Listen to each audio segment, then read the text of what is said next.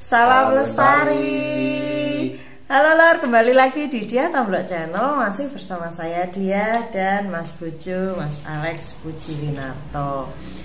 Ya ini kan karena dilarang mudik ya Mas ya.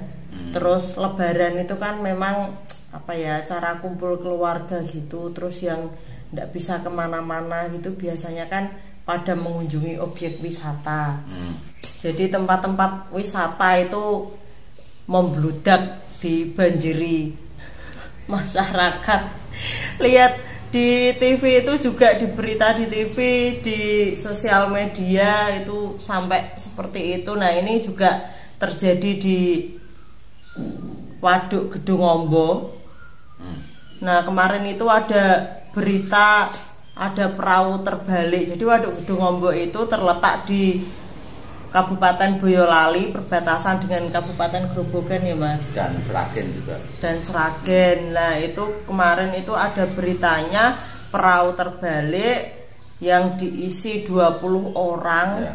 Itu yang selamat 11, yang 9 itu hilang. Terus informasi terbaru hari ini ditemukan lagi 1, kemarin kan 6 ditemukan meninggal, 3 hilang, terus hari ini ditemukan lagi 1 pagi ini. Jadi total yang ketemu itu 7 meninggal, 2 hilang.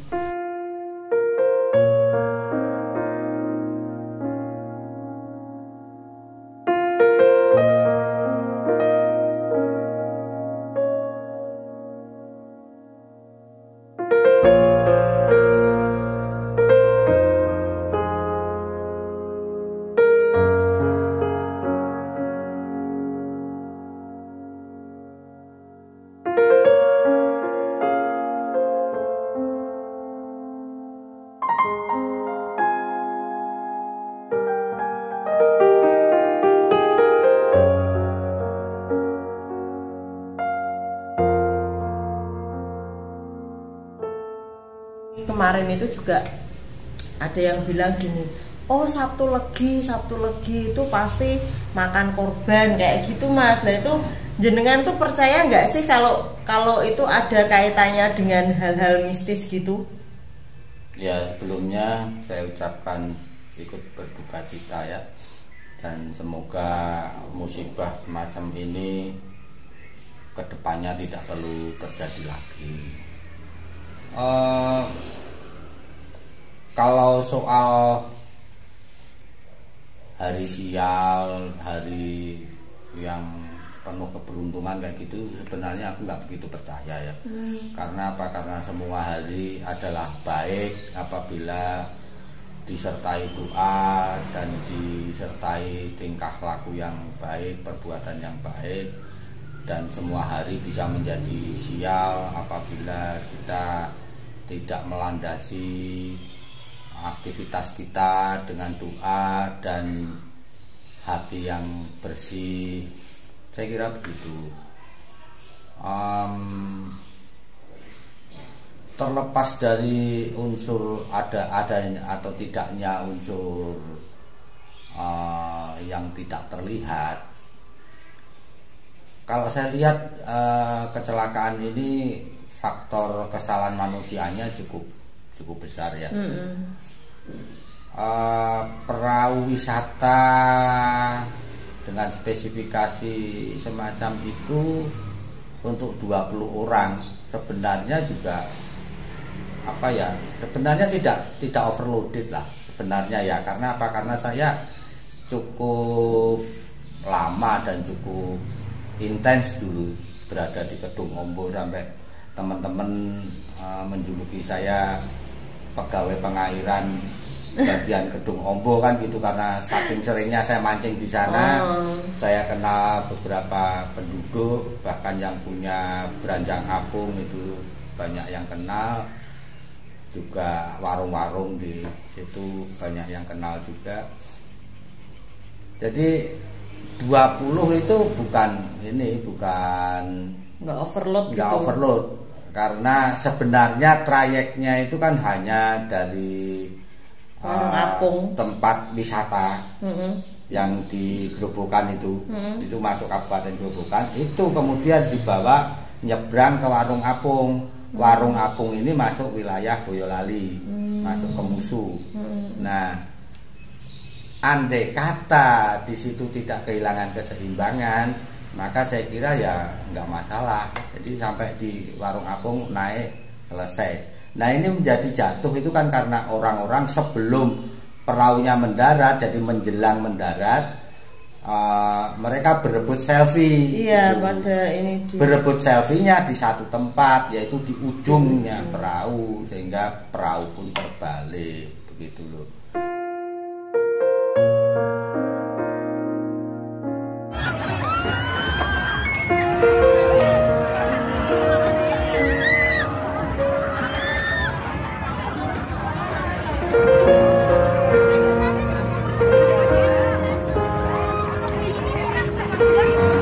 Diangkut kabeh kok, mbak kok.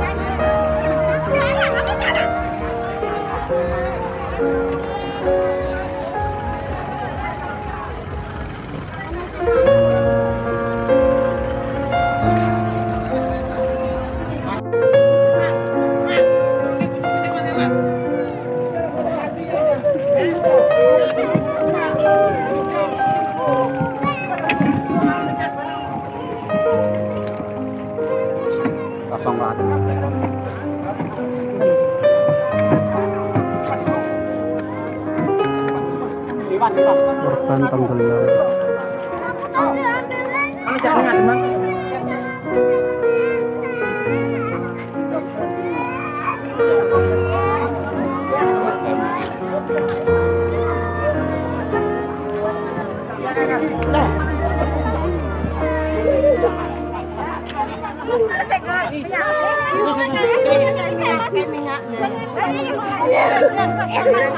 Aja kakek nggih ampun.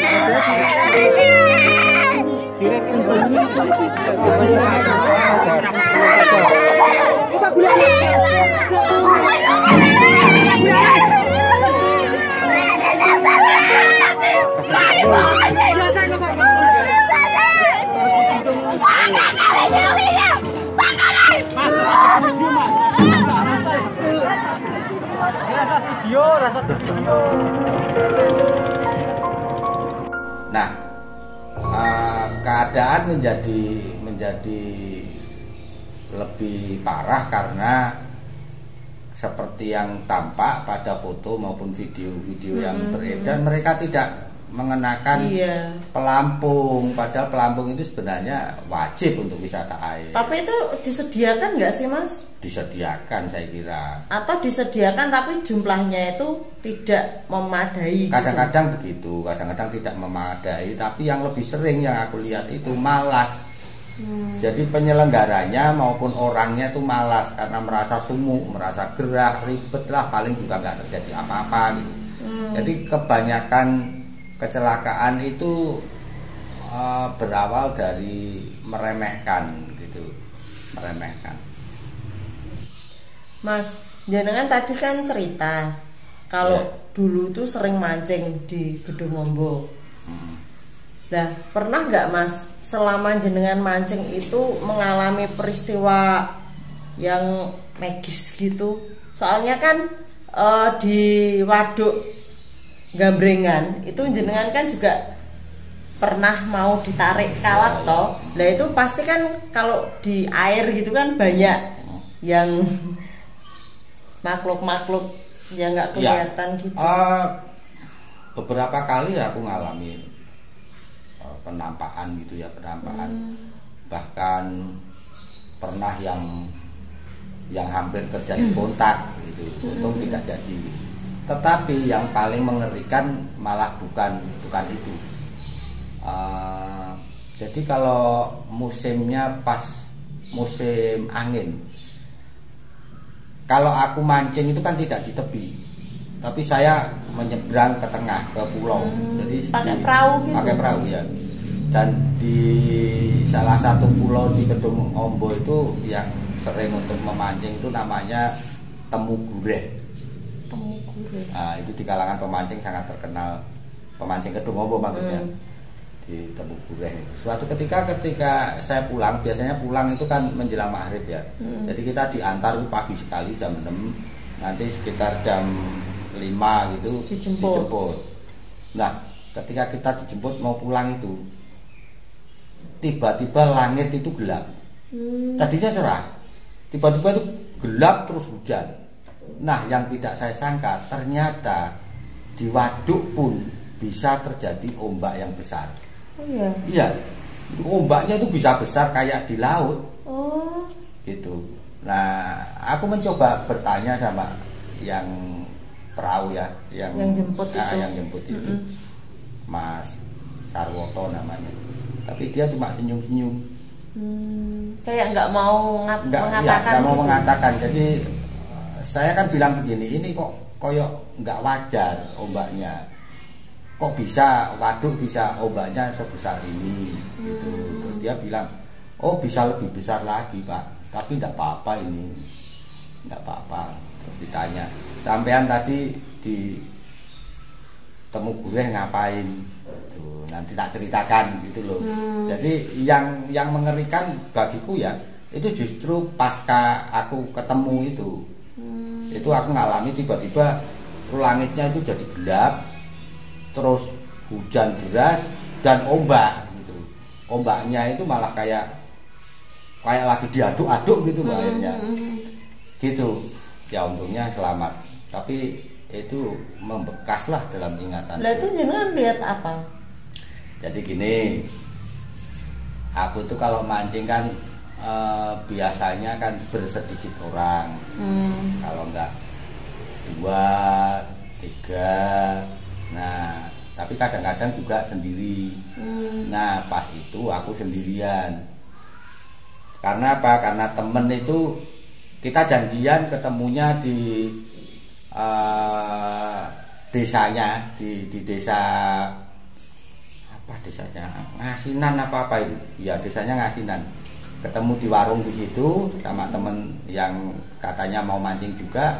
Tak tunggu nggak datang-datang. Nah, ketika tak tinggal dan ternyata sampai pulang memang nggak datang dia, jadi karena kerjaan dia nggak bisa ikut mancing. Nah, mancinglah aku sendirian di Temu Gureh itu. Nah, waktu asik mancing, aku itu mendengar suara kayak suara anak kecil. Kalau mandi di sungai atau mandi di waduk itu kan suka naik dulu di bukit, lompat gitu, piyung gitu, lagi piyung. Suara apa ini? Tak cari. Jadi waktu itu Temu Gureh itu masih ya belantara, jadi nggak ada jalan setapaknya untuk kesana itu nggak ada, jadi masih harus dibabati, dicari. Nah, ketika ketemu ini satu cekungan gitu ya, cekungan air dan itu dalam.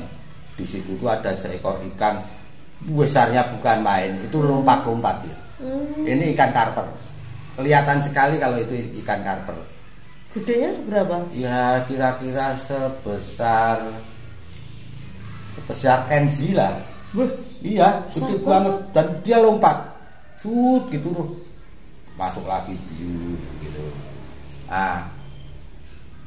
Kayak gelisah gitu. Dan aku berpikir ini pasti mau bertelur. Nah, ini kan dalam dan mustahil ditangkap tuh. Karena ini di alam bebas. nggak mungkin dia mencolot gini terus ditampani bisa. Tapi entah apa yang merasuki pikiranku, aku itu berusaha menangkap ikan itu gitu loh. Jadi aku berenang ke arah situ, terus kalau dia lompat itu tak giniin apa mau tak tangkap gitu. Nah ya nggak bisa, dia pergi. Nanti kalau aku karena gak bisa nafas karena dalam memang, dia lompat lagi gitu terus. Sebel toh jadinya, tak lempari lah itu pakai batu. Jadi aku ke tepi terus tak lempari terus, ganggu orang mancing, kamu ganggu orang mancing. Oh gitu. Nah dugaanku itu ikan karper yang mau bertelur. Pada saat itu di Kedung Ombo itu masih banyak ikan yang gede-gede. Kalau sekarang kan sudah. Iya udah. Dulu kalau kita mancing ikan tawes aja paling kecil itu sesandal jepit itu. Oh ya besar iya. ya.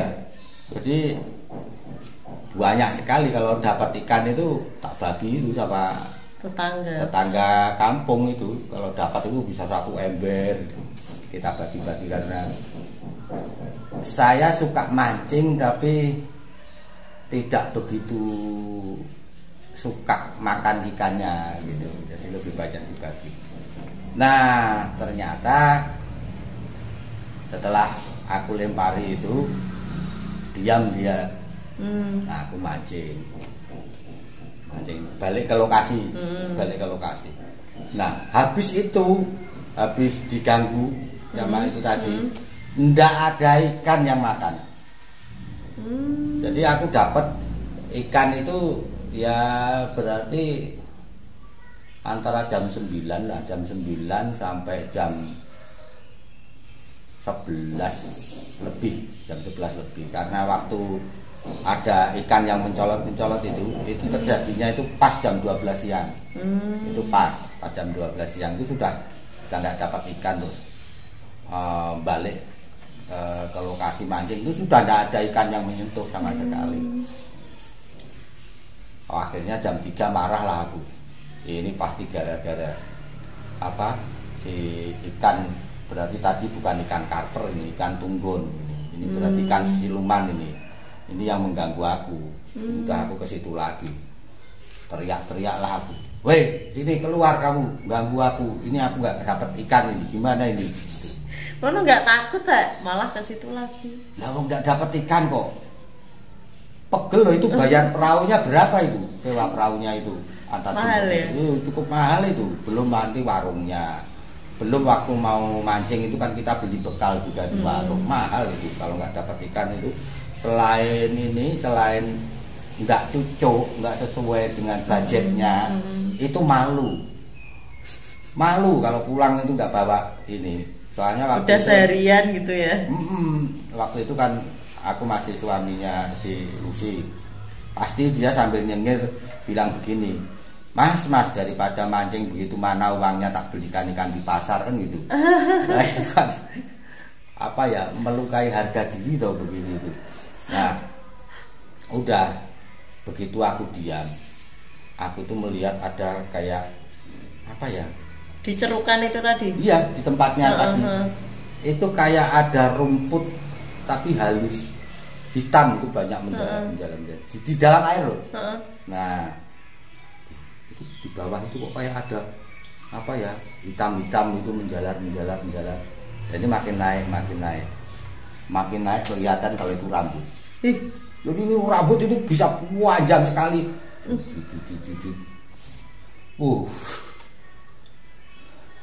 Aku merinding. Nah kemudian muncullah itu kepalanya.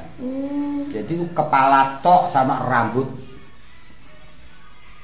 itu yang namanya onggoi. Oh gitu.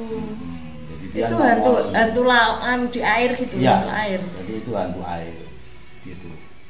Jadi onggoi itu aku lihat itu selain di Kaligarang, itu di Kedung Ombo itu.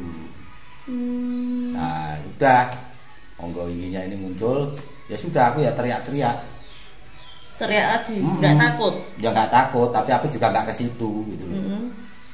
Dari Ya, jauh. intinya dari jauh, dari tepi itu, dari maksudnya dari tanah, di atas tanah. Aku teriak-teriak, ayo mau apa? Ini kok aku nggak dapat ikan dan sebagainya gitu lah. Intinya gitu. Udah, terus akhirnya dia hilang. Terus aku kembali lagi ke lokasi mancing, juga tetap nggak dapat ikan. Udah sampai marah-marah, tetap nggak dapet ikan. Itu masih penting kalau aku ke situ kan, mungkin aku ditekek. Ini pakai rambutnya. Tapi dia nggak bisa ke darat, setahu saya begitu. Berarti untung jenengan pas mau nangkep ikan itu, jenengan nggak kenapa-kenapa. Dia nggak muncul waktu itu, gitu loh. Kalau waktu itu muncul terus kakiku dibelit, ditarik, ya sudah selesai aku. Emangnya aku bisa menjelma ikan kan enggak? Ngeri. Ya apa mungkin itu ya Mas, maksudnya apa ya, nek kayak aku tuh percaya ada kayak tiap hari apa ada tumbal-tumbal kayak gitu untuk tempat-tempat tertentu. Soalnya banyak tuh ya, kemarin tuh bilang tuh banyak, itu pasti ya kalau anu tuh tiap tahun tuh pasti minta korban. Oh ya pantes Sabtu Legi itu pasti minta korban kayak gitu ya Mas. Ya kalau soal itu sih percaya nggak percaya ya. Tapi kayak yang aku lakukan sendiri kan sebenarnya itu sebuah kecerobohan. Wawasanku terbatas, tetapi mungkin karena masih sangat muda, masih merasa merasa bahwa manusia bagaimanapun lebih superior dari mereka. Aku tuh ya nggak ngerti kenapa kok bisa pikiranku itu kayak dibisikin gitu loh. Tangkap gitu. Itu nggak mungkin, ditangkap itu nggak mungkin, kecuali oleh beberapa orang. Nah, pakainya jaring itu. Itu bisa kalau itu mungkin. Kalau itu ikan beneran. Kalau ikan beneran loh ya. Lah tapi kok terakhir yang nongol bukan ikan tapi rambut itu. Tapi itu ngelihat jenengan gitu Mas. Iya. Kepalanya itu. Lihat gitu terus habis Lihat. itu ambles lagi gitu. Matanya kemerahan. Jadi ini mukanya hitam, ini rambutnya hitam, tapi matanya itu kemerahan. Gitu. Aku gak denger ya ada onggo inggi. Kamu dolannya kurang jauh. Jadi kenapa waktu muda, waktu kecil kamu nggak banyak bertualang ke tempat-tempat begitu? Kalau di perairan itu ya yang banyak itu kedung. Jadi ketika sungai berbelok itu biasanya ada tempat dalam, terus ada tempat yang apa ya, yang tanaman-tanaman yang tidak diganggu orang, yang selebihnya digarap, tapi pasti ada yang tidak. Nah, di tempat yang ada dalamnya dan itu dibiarkan orang untuk tidak tergarap, itu berarti ada apa-apanya gitu. Itu biasanya angker kayak gitu. Nah aku kan cewek lah, ngapain ke gedung-gedung Aku itu andai gitu. kata jadi cewek ya tetap begitu. Yo, nek aku milih pasaran di rumah, main masak-masakan gitu. Kita temeni yuk. Untung waktu kecil aku nggak berteman sama dia, aku bisa terpengaruh ikut masak-masak. Ya ndak aku sing terpengaruh ikut ini berenang di sungai atau di gedung-gedung gitu. Jadi setahuku secara astral ya, secara astral di Gedung Onggo memang ada onggo inggi, dan ini juga diketahui oleh beberapa tukang perahu. Buktinya apa? Buktinya itu ketika ada badai itu, Mas Sarwoto itu tak tanya tidak menjawab, tapi dia senyum. Karena apa? Mas Sarwoto itu tahu betul kelakuanku kayak apa gitu. Jadi dia sudah maklum, nah ini pasti Mas Alek ini bikin masalah ini. Tapi bener nggak sih Mas, ada orang tua bilang juga itu kalau di Waduk Gedung Onggo itu ada ularnya besar yang melingkar di situ gitu. Ada.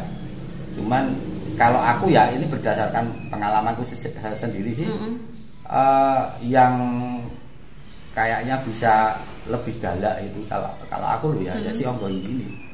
Oh, nggak ularnya itu bukan malah ularnya. ya. Kalau ularnya kok enggak ini nih. Ya saya juga belum pernah ada konflik sama dia juga gitu. Tapi waktu mancing di Temu Gureh ya bukan hanya sekali 2 kali membaui bau ular yang sangat kuat, paling sebatas itu. Gitu. Berarti bener ya, bener ada ya. Makanya aku tuh takut kalau ke Kedung Ombok itu kalau naik perahu muter itu kan muter kan Mas? Iya ya. Itu aku takut ya. Soalnya kan memang sering terjadi kecelakaan di situ kan, perahu terbalik itu kan. Temu Gureh itu arahnya begini. Jadi ini yang dari Gerobokan itu Ngasinan itu. Ini kalau lurus ke arah kanan itu ke musuh itu yang warung apung itu. Lah Temu Gureh itu nanti di tengah perjalanan itu dia belok ke kiri. Bukan itu pulau yang dilingkari kalau naik perahu itu. Kan itu kan kalau naik perahu kan muter pulau itu kan, muter pulau kecil itu kan. Pulaunya kecil enggak? Iya, muter pulau kecil itu kan kalau naik perahu. Aku kan enggak pernah wisata perahu yang muter itu. Itu masih ada semak-semaknya enggak? Lupa, tapi itu pokoknya kalau naik perahu tuh kayaknya tuh muter pulau gitu. Jadi ini pulaunya kecil tapi dia masih banyak semak belukarnya gitu. Biasanya yang suka ke situ itu para pemburu dulu loh ya, pemburu ikan gabus yang pakai senapan panah itu. Itu banyak. Sekarang udah ya masih banyak yang mancing di situ. Kayaknya kok jarang ya. Dulu itu kalau nggak dapet kan aku suka nakal itu, jadi ikan gabusnya para pemburu itu tak ambil, tak bakar. Tapi yo nggak terus lari, aku di situ. Nanti kalau ada orangnya ngambil aku tinggal tak bayar gitu. Tapi kok nggak pernah gitu, nggak pernah ketemu orangnya ngambil. Parah. Ya sama aja, dia juga nyari di waduk, saya juga nyari. Nah ikanku dibakar kurang enak, ikan gabus itu dibakar nggak pakai bumbu, enak itu. Aku nggak begitu suka ikan sih, jadinya ikan-ikanan gitu nggak favorit. Ya Lor, itu tadi kita bukan bermaksud untuk percaya bahwa kecelakaan kemarin yang terjadi itu akibat penunggu Gedung Ombo yang meminta korban. Tetapi ini hanya buat sharing ke sedulur semua bahwa memang ada makhluk lain yang ada di situ gitu. Sekali lagi kami mengucapkan turut berbelasungkawa bagi keluarga korban, dan mungkin ini juga bisa dijadikan pembelajaran untuk kita semua bahwa lebih baik di rumah aja. Kalau mau pergi-pergi juga faktor keselamatan itu juga harus diutamakan. Jangan hanya karena pengen swafoto yang gimana-gimana, selfie malah membahayakan gitu. Mending selfie di rumah sama aku Mas. Ya gitu aja video kali ini. Terima kasih sudah menyaksikan Diah Tombolak Channel. Salam lestari.